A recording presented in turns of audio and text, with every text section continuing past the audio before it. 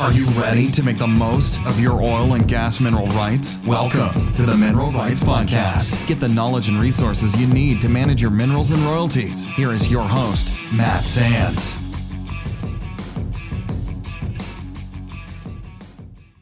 Hello and welcome to the Mineral Rights Podcast. I'm your host, Matt Sands, and I'm joined by my co-host, Justin Williams, and we're here to help you make the most of your minerals and royalties. And in this episode, we're going to answer more of your listener questions, and we're working our way through these questions that have been submitted, so thank you for your patience. We have the questions that were submitted in the last 6 months that are left to go through, and so we'll try to do maybe a bonus episode here before the end of the year with the holidays coming up, so you have plenty of information to listen to as you're getting ready to cook Christmas dinner and all those things. So anyway, so Justin, we had some really different questions this month. I think that was something that really stood out to me, and then also some a little more complex or a little more involved questions. So I think this will be a good one. Yeah, you said it, Matt. Yeah, some of the questions are interesting, and they really get into the weeds of non-operated working interest and some other aspects that we don't talk about as much. But let's start out here with our first question. It says, I was hoping you could talk about Gregg County, Texas royalty deed scam. According to my landman, my great aunt was scammed in 1931 when she purchased a royalty deed to a plot of land that had already been sold. Of course, I did not learn of the scam until I was presented what I thought to be a valid deed that my mother, who has since passed away, inherited. Through mysterious research, a run sheet, which I paid for, uncovered unlawful activities of a signatory of the deeds involving numerous people in various states around the U.S., basically just looking for your insight on this, Matt. And in episode 219, we talked about how to avoid mineral rights and royalty scams, but this is an old one.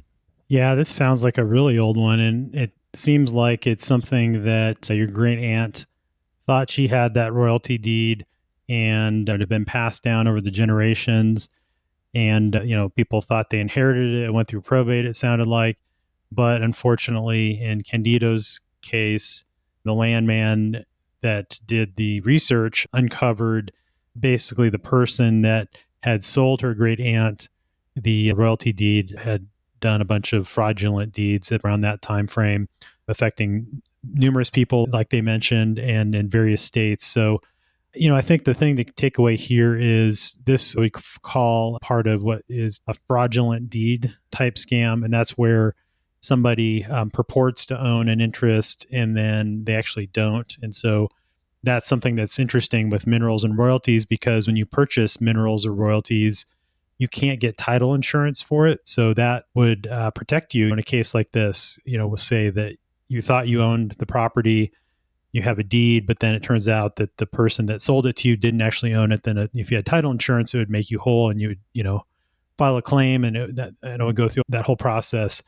And the reason for that is because mineral title is so complex and there's many opportunities for these types of things to happen or for interest to be subdivided or maybe over conveyed. And so, title companies won't touch it with a 10-foot pole.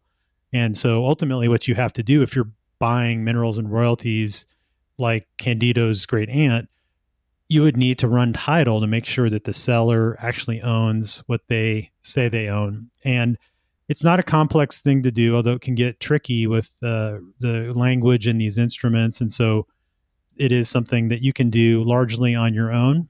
And I covered this in my Mineral Management Basics course on how to run title, and then have a template in there you can download to document your title search.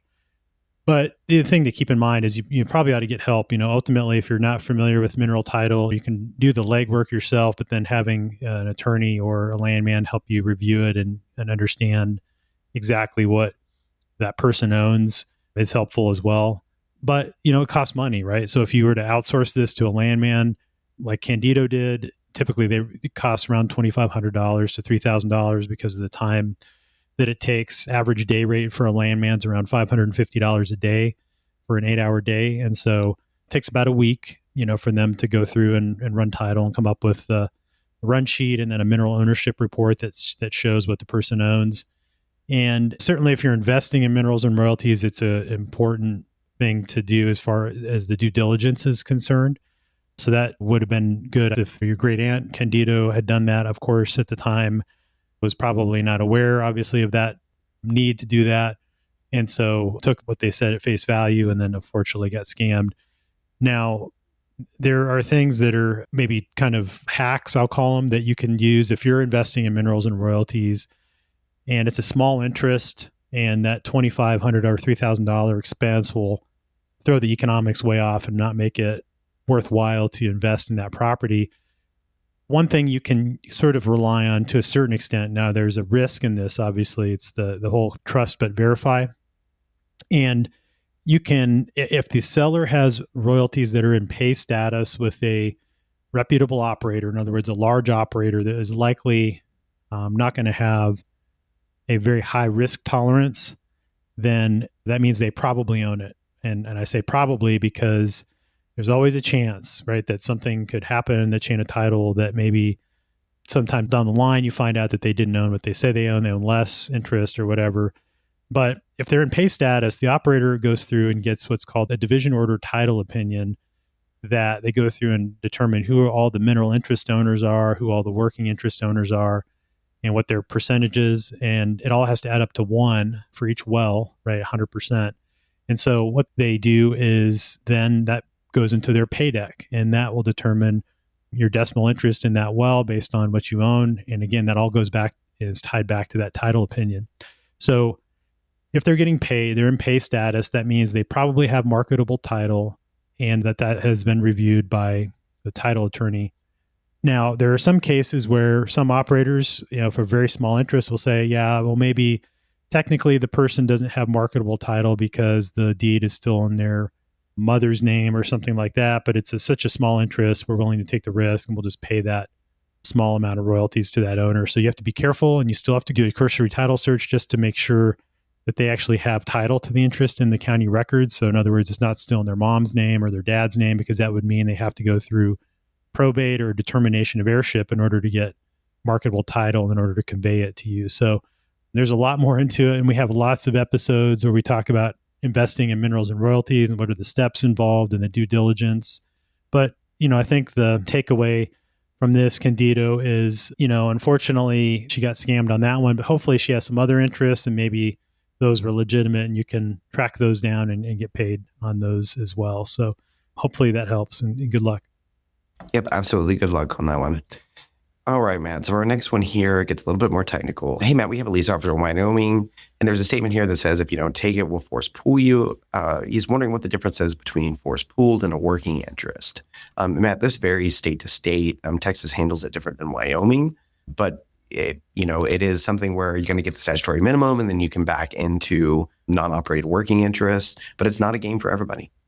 Yeah, it does come with some level of complexity that's additional to minerals and royalties. So this was a YouTube question on my YouTube channel. So Kid Curry, the statute on pooling and forced pooling in Wyoming, we'll link to in the show notes at section 35109.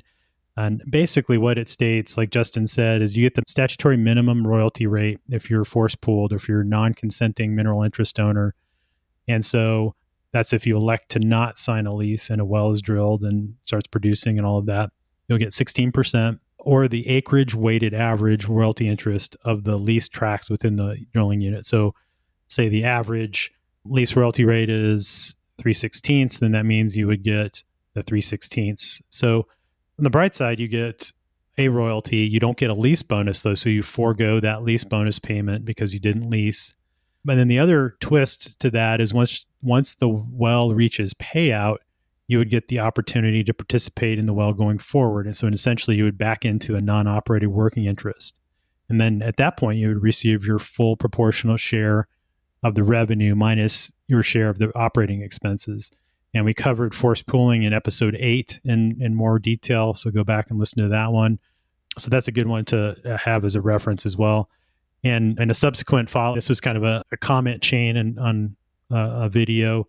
And Kid Curry wrote back and said, thanks. I listened to that one as well. Loved it, by the way. So the other question I was wondering if you could answer is, if we elect to participate as a non-operated working interest owner, are we on the hook for any liabilities? Also, will we get our full 1/6 out of each of the well after cost? So yeah, kind of like I mentioned, Kid Curry, you would get the proportional share of the revenue minus your proportional share of the operating expenses. So You would have a financial liability in form of the operating expenses. And that would include when the well stops producing at the end of its life, the cost to plug and abandon the well.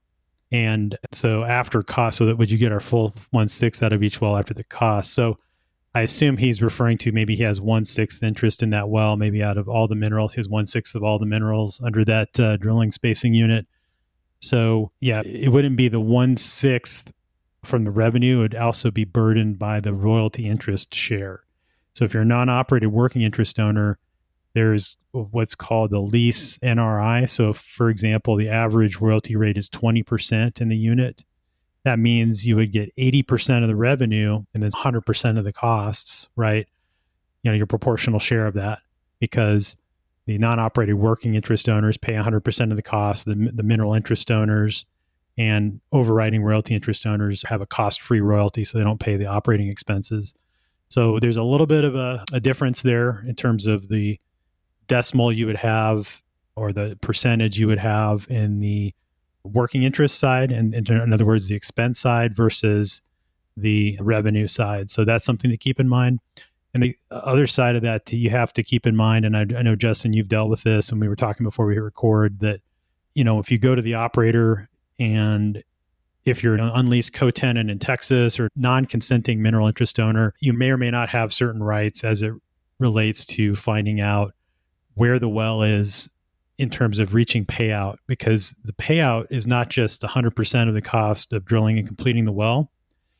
It is up to 300% of the portion of the cost of drilling and completing that well. So it's tricky, right? So it's like 300% of the drilling and completions, 200% of the equipment and surface facilities or whatever. So it could be between, say, 200 to 300% of the ultimate cost that it takes for them to go and drill and complete that well. So it actually needs to reach payout in that original investment plus the risk penalty for them having to carry your interest. So it's not as simple as just 100%. So it may take a very long time to reach that threshold. So that's something to keep in mind as well. Yeah, you said it, man. And, it is something that happens in the world, but the legislation was really meant to be a penalty for not signing a lease. And so you do have to keep that in mind. And sometimes it does work out to play it, but you're putting a lot of trust into that operator and a lot of trust into understanding the details of participating in that well itself. Yeah, for sure. And then, I guess to less extent, and certainly if you're force pooled, it depends on the state. And I'm not sure on Wyoming off the top of my head, but many of them have some language in there that says that the non-consenting owner is not liable for any damages. So, for example, the obvious example of a bad incident with oil and gas is the Macondo incident in the Gulf of Mexico with BP several years ago. In that situation, all of the people that were affected by that, whether it was the people that were killed in the explosion or the government, went after everybody that had an interest in that well. It's not just, BP. There were also minority working interest owners, non-operated working interest owners. And so they were all named in the lawsuit. In the case of a non-consenting owner, typically you're shielded from that because you were sort of put into that position, and you weren't put in that position voluntarily. You were forced into it, so to speak. So there may or may not be, environmental liability or other liability. So if you're a non-operated working interest owner, it oftentimes is helpful to have an umbrella policy or have liability insurance. And again, this isn't legal advice. Get advice from an attorney if you're looking at going down this road in terms of investing in non-operated working interest or becoming a working interest owner, because there's some other nuance and some other things to keep in mind to make sure you're protecting yourself. Now, there's also some tax benefits and things like that. So, that's the other side of it as well. All right, another one here. So our next message is from Kent, and Kent says, thanks for all the podcasts and mineral management basis course. They've been helpful on many fronts as I've recently started acquiring several non-operated working interest in North Dakota wellbores via an AFE participation option.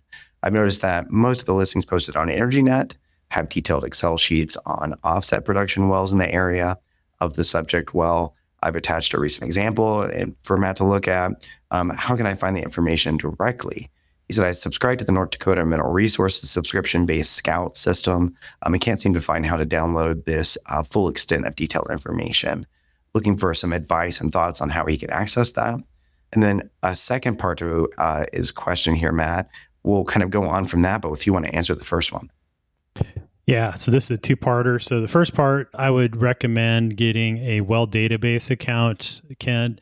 I use that for my consulting practice when I perform appraisals, and it's really helpful because you can download data out of the interface, and it's really helpful because you can select which wells you want to download. So it doesn't have to be everything under the sun. You can, draw a circle that's maybe a couple of miles radius around the well that you're looking at investing in, and then you can download that list of offset wells and view the production data, view the EURs, that's the estimated ultimate recovery of oil and gas. They have some automated information in there. They'll give you a ballpark EUR. It's always good to forecast those independently.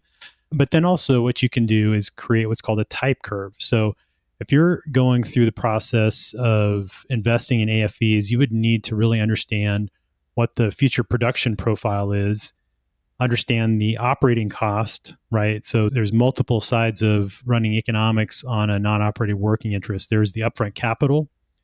And then also you need to understand what the well is going to produce in terms of oil and gas and natural gas liquids. And then what are the typical operating costs? Because that'll determine how much revenue you're going to receive, on a monthly basis over time. And that's going to change, depending on how much the well is producing. And so all of that goes into an economic model, tells you, okay, that's worth X dollars. So if you're investing in these, that net present value will tell you, okay, I need to pay less than that in order for me to receive the desired return on investment, right? So all of those things, this is sort of like the tip of the iceberg, just getting the list of the offset wells. You need to take that as one piece of information, but then there's all these other steps. And, if you're not familiar with how to evaluate one of these investments, I would highly recommend getting help from somebody to give you an evaluation of what those interests are worth at different discount rates. So then you can make an informed decision when making a purchase offer. So that's one side of things. And, certainly that well database, and I don't get paid by well database. I'm just a user. I've used it for many years, and it's very useful for these types of things. It's $250 a month, and they charge month to month. So you can use it for a 1 month thing, even if you just wanted to do one quick analysis and then not have to pay for it over time. You can just, hop in and out and activate your plan when you need to do an evaluation. But that essential plan allows you to download data. And then for everybody, if you don't need that level of sophistication or power, they have a free version that you can use to view production data for all states. And so that is super helpful as well. So that's definitely something that North Dakota Scout system, that subscription, that basic subscription, or even the advanced subscription, has the ability to view that data, and it has some level of ability to download some of it, but it's pretty limited. I would recommend, getting an account with Well Database so you can, slice and dice it and analyze it in different ways. So you said about it. Yeah, Well Database is a really great tool for working in multiple states too. That's where I find the most benefit is it's pretty simple to kind of go through the states versus going to each state's in specific GIS. Okay, so his second part of the question, Matt, he has an investment that he purchased. It sounds like he believes that they are behind the bar on the 150-day requirement that North Dakota has to start distributions to mineral interest owners. So, Matt, and this is referring to when they have completed a new well, and then once they start production, they have some kind of timeline, and it varies by the state as to when they need to start paying the mineral interest owners. And he has this investment that believes he's behind the requirement and is kind of looking for some advice on what to do. So he acquired this wellbore with the full disclosure and knowledge, but also expected the division order title opinion to be completed within a reasonable time period. He says they're now 15 months past the first production for the two wellbores. And he has listened to our episode about penalty interest on failed distributions and is curious how that might be calculated. Is it from the full amount of revenue that has been earned since the inception of the well? When and how is the 80% penalty interest calculated and occurred? So on and so forth. Yeah, that's a good question. And this is something that gets tricky and probably best answered by an attorney that's licensed in North Dakota.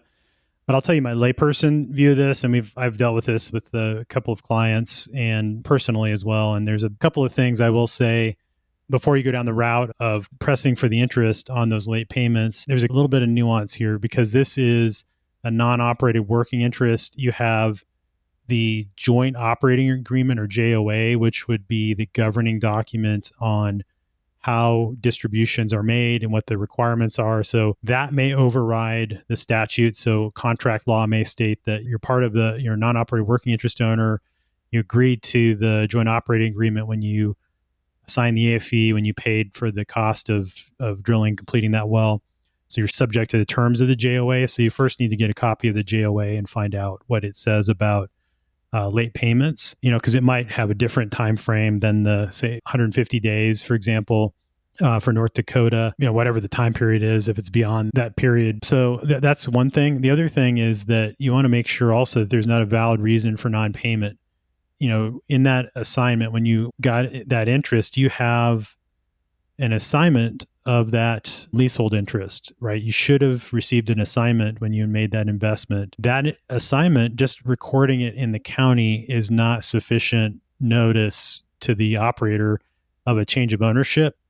And especially if they've done the division order title opinion and they pulled all the title documents and they're just waiting for the attorney to go through and review them and then draft the division order title opinion to say who owns what, then they're not going to go back necessarily after the fact to find out if there's been any other interests that have changed hands.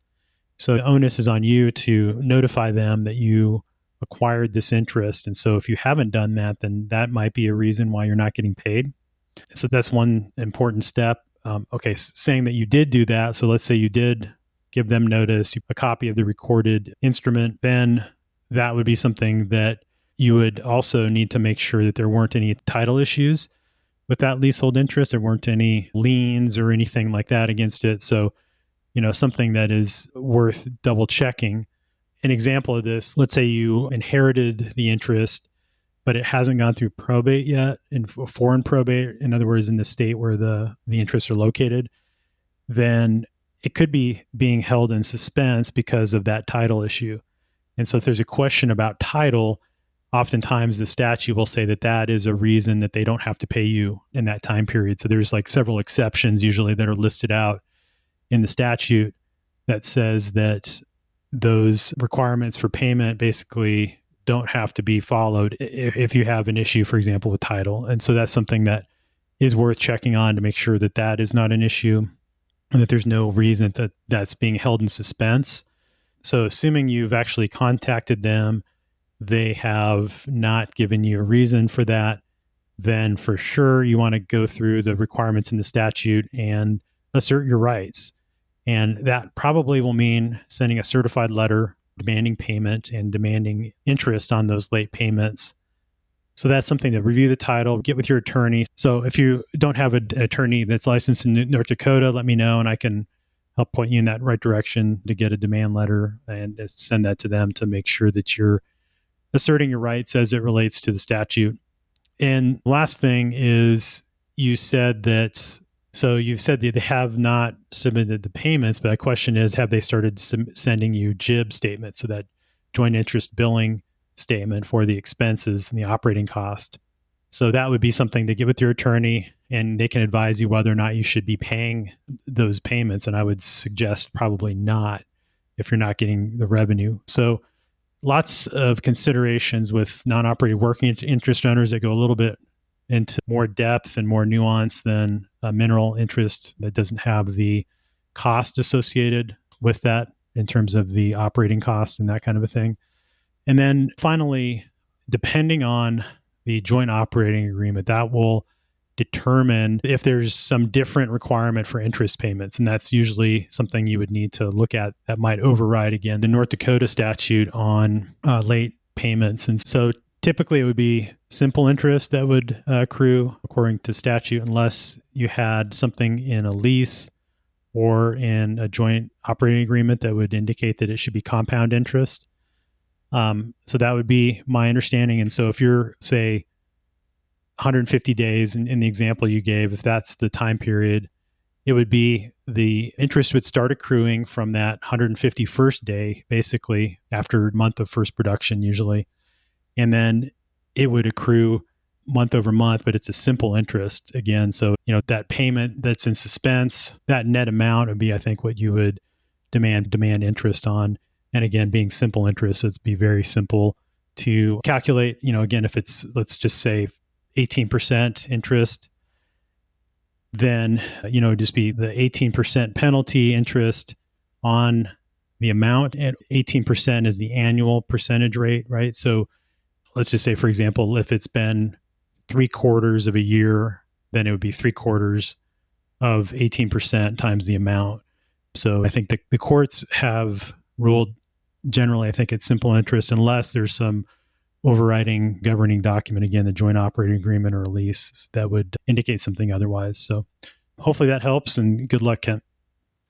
Yep, and absolutely get with an attorney, Ken, because that's a great situation to have him look at the JOA and compare your understanding. It can get complicated really fast. All right. Well, so that's all the time that we have in this episode. So just a little more nuanced, a little more detailed question. So hopefully they're helpful in understanding some of these really intricate aspects of minerals and royalties, and also now non-operated or working interest ownership, which is also an important element of drilling and completing wells. That's the partners that are investing in those actual wells themselves. So good questions. Thanks for sending them in. If you have a question you'd like us to answer on the show, send an email to feedback@mineralrightspodcast.com. And as always, we'll link to the resources we discussed today in the show notes, which can be found at mineralrightspodcast.com. So thanks again for listening. Thanks, Justin. Thanks, Matt. Thanks so much for listening to the Mineral Rights Podcast with your host, Matt Sands. Don't forget to subscribe and share at mineralrightspodcast.com. The Mineral Rights Podcast should not be construed as investment, legal, or tax advice. All information is believed to be from reliable sources. However, we make no representation as to its completeness or accuracy.